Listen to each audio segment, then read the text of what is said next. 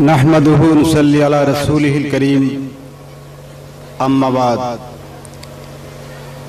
मंचे उपविष्ट एसआईओर zonal सभापति, all India secretary एवं अन्यान्य नेतृबृंद, उपस्थित छात्रीमंडली, पर्दार आड़ाले मा बोनेरा एवं जारा लाइव टेलिकास्टे देखছেন दर्शक मंडली, आपनादेर सबाइके आंतरिक शुभेच्छा, प्रीति एवं सालाम व आदाब जानाই। যে বিষয়ের উপরে আজকে আলোচনা চলছে, নিঃসন্দেহে এটা যুগোপযোগী বিষয়, অত্যন্ত প্রাসঙ্গিক।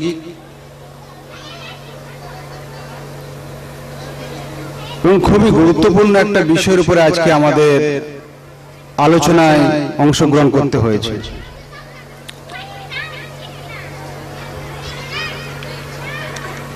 ভারতবর্ষের যে শিক্ষা নীতি, এ বিষয়ে তর্ক ও বিতর্ক দীর্ঘদিন থেকে চলে আসছে। স্বাধীনতার পরে এই বিতর্কটা সবথেকে বেশি দানা বেঁধেছে। কেননা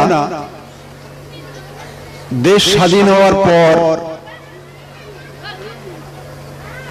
দেশের সমাজ ব্যবস্থা নির্মাণে শিক্ষার যে অত্যন্ত গুরুত্ব রয়েছে, সেই নিরিখে আলোচনায় প্রবৃত্ত হয়ে বিভিন্ন শিক্ষাবিদেরা তারা তাদের মতামত পেশ করেছেন। বিভিন্ন কমিশন সরকারের তরফ থেকে, কেন্দ্রীয় সরকারের তরফ থেকে, রাজ্য সরকারের তরফ থেকে গঠন করা হয়েছে। সেই কমিশনের রিপোর্টগুলো আমাদের সামনে বর্তমানে মজুদ রয়েছে। আমরা খুব গভীরে না গিয়ে, এবং আজকে আলোচনায় সে অবকাশ নেই, যারা শিক্ষাবিদ রয়েছেন তারা আলোচনা করছেন, করবেন, তাদের কাছ থেকে আমরা শুনবো। আমরা সাধারণভাবে কিছু আলাপ আলোচনা করতে চাই। আধুনিক যে শিক্ষানীতির ধারা মূলত ব্রিটিশ রাজত্বকালেই শুরু হয়, এবং লোকেরা বলছে ভারতবর্ষের নবজাগরণের ক্ষেত্রে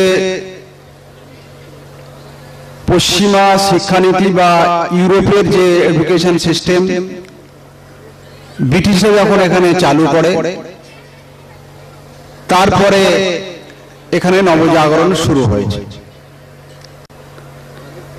ভারতীয় সমাজ এবং সাংস্কৃতিক জীবনে তার প্রভাব অত্যন্ত গভীরে এবং এখনো তা বহমান। ব্রিটিশ শাসন ব্যবস্থার পূর্বেই এদেশে মুসলমানদের হাতে রাজত্ব ছিল, এবং এখানে যে শিক্ষা ব্যবস্থাটা ছিল তা সার্বজনীন শিক্ষা ব্যবস্থার আধারে নির্মিত হতে পারেনি, এবং কোন সরকারি শিক্ষা নীতিও তেমন আমাদের সামনে মজুদ তেমন দেখতে পাওয়া যায় না ইতিহাসের আলোকে, যার ফলে দেশের সব নাগরিক একই ধারায় পড়াশোনা করবে এমনটা ছিল না। এবং আধুনিক শিক্ষার উন্মেষ সেখান থেকে আস্তে আস্তে শুরু হয়।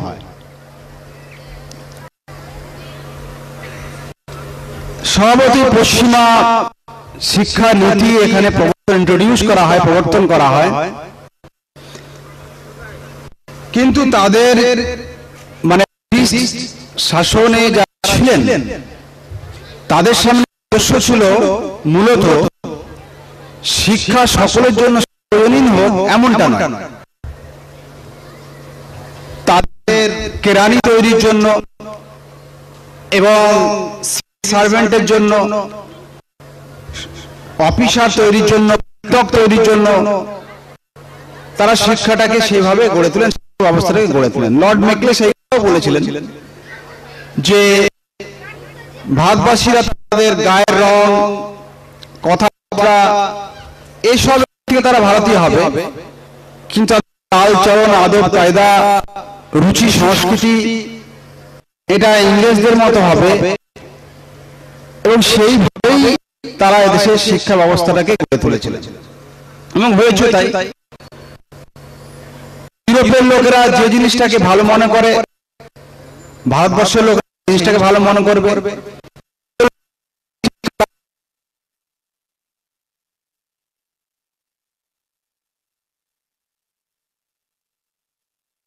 তার মূল্য মানটা কি হবে এটা ইউরোপের লোকে দেখে থাকে।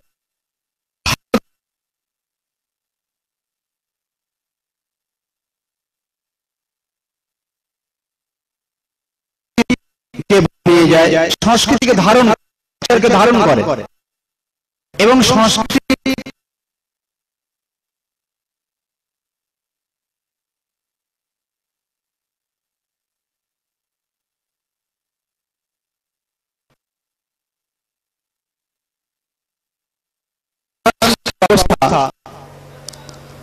নিঃসন্দেহে মানুষকে রুচিবান করেছে, মানুষকে সাংস্কৃতিক চিন্তা ভাবনার পরিবর্তন ঘটিয়েছে এবং পার্থিব দৃষ্টিকোণ থেকে মানুষকে অনেকটা সভ্য করেছে।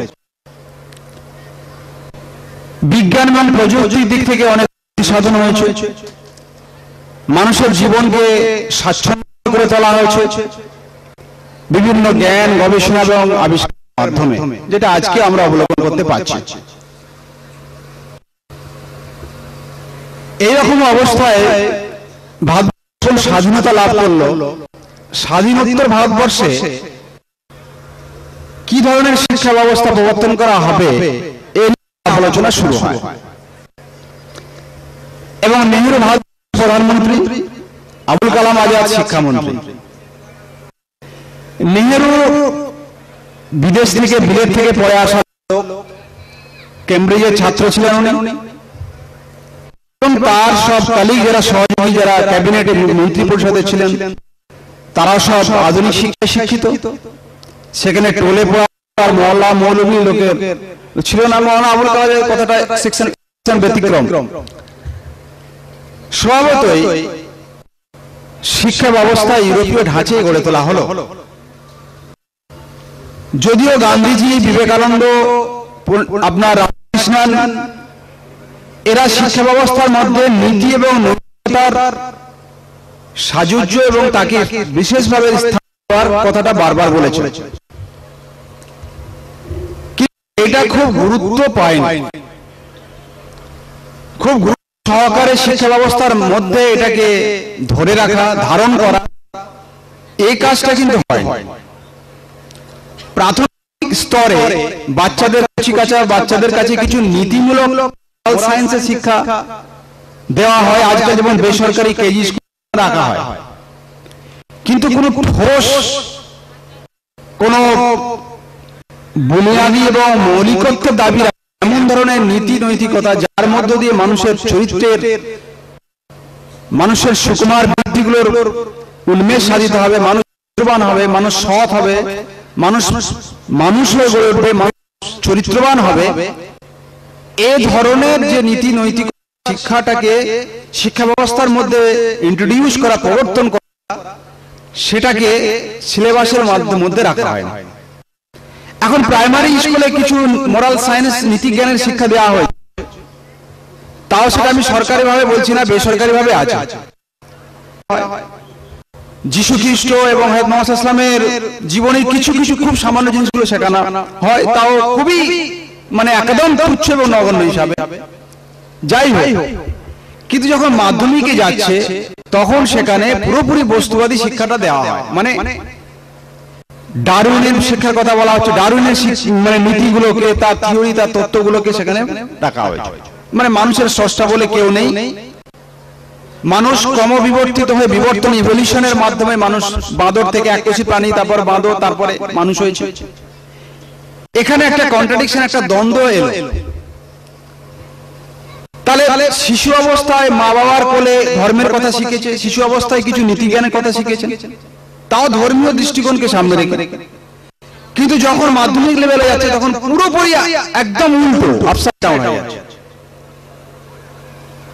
আর সেখানে বিজ্ঞানের নামে শিক্ষাগুলো দেওয়া হয় এবং বিজ্ঞান বিরোধী বা ধর্মের যে কথাগুলোকে মনে করা হয় যে এগুলো বিজ্ঞান বিরোধী, এগুলো অযৌক্তিক, এগুলো ব্যাকডেটেড, এগুলো মধ্যযুগীয়, এর আজকের যুগে খুব প্রয়োজন নেই।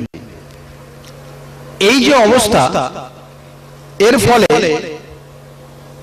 আমাদের সমাজে যে সুসংহত চরিত্রের বিকাশ হওয়া দরকার ছিল সেটা হতে পারছে না। এবং এই শিক্ষা ব্যবস্থার মাধ্যমে নাস্তিকতা, অ্যাথিইজম এবং অ্যাগনোস্টিজম, সংশয়বাদ, আল্লাহ আছেন কি নেই, আছেন কি নেই, গড আছেন কি নেই, এটা একটা তাদের মধ্যে দানা। যেমন জওয়াহরলাল নেহরু বলতেন যে আমি অ্যাগনোস্টিক, মানে সংশয়বাদ। তাহলে এই ব্যাপারগুলো আসছে।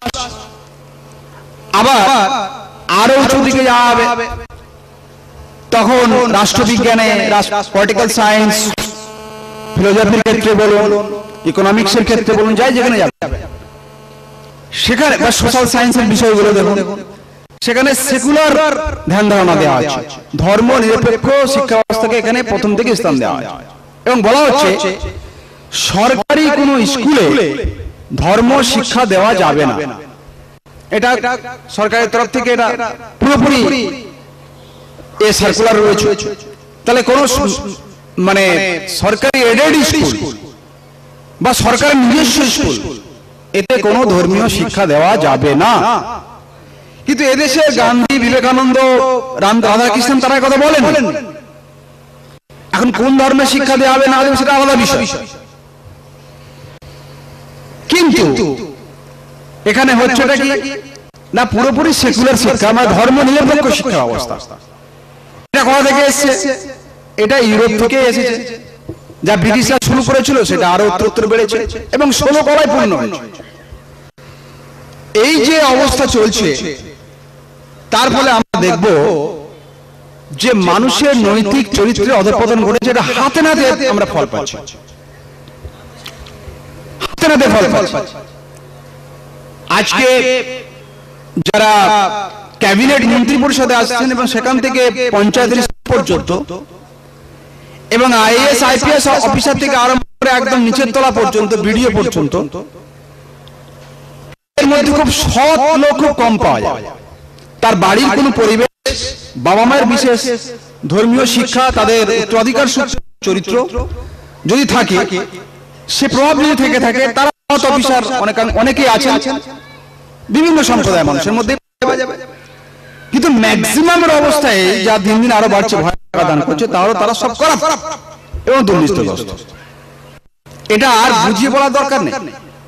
দেখলেন না কদিন আগে 2G স্পেকট্রামের কেলেঙ্কারিতে ডি রাজাকে সরতে হলো। সুপ্রিম কোর্ট এফিডেভিট আপিল করতে বলছে প্রাইম মিনিস্টার মুখে কুলো পেটে বসে আছে। কংগ্রেস সরকার আমরা আমাদের প্রাইম মিনিস্টার বলতে বাধ্য নয়। সলিসিটর জেনারেল এবং অ্যাটর্নি জেনারেলকে বলানোর চেষ্টা, সুপ্রিম কোর্ট এফিডেভিট দাখিল করতে বলা হচ্ছে। এই যে ব্যাপারগুলো আসছে কেন? কোটি কোটি টাকার ব্যাপার। কমনওয়েলথ গেমস হয়ে গেল, কোটি কোটি টাকা চলে গেল, তার জন্য কালামাটিকে রিজাইন দিতে বাধ্য হলো। আবাসন কেলেঙ্কারিতে জড়িয়ে পড়লো মহারাষ্ট্রের মুখ্যমন্ত্রী, জড়িয়ে পড়লেন, তার জায়গায় অন্য মুখ্যমন্ত্রী এলেন। তাহলে এগুলো জাস্ট ওয়াশিং করা হচ্ছে, কিন্তু আসলে মূল জায়গায় আঘাত করার মতো জায়গা নেই। ও তো মানে বোতল পরিবর্তন করা হচ্ছে, সেম ওয়াইন বাট ডিফারেন্ট বোতল। এ কিছু হবে না। আজকে সরে যাওয়া অন্য আসবে, তারপরে যে অপশন হবে না তার কি গ্যারান্টি? এই অবস্থাগুলো হচ্ছে। বলা হয় দেশের 100 টাকা যদি সেন্ট্রাল গভর্নমেন্ট 100 টাকা উন্নয়নমূলক খাতে ব্যয় করে,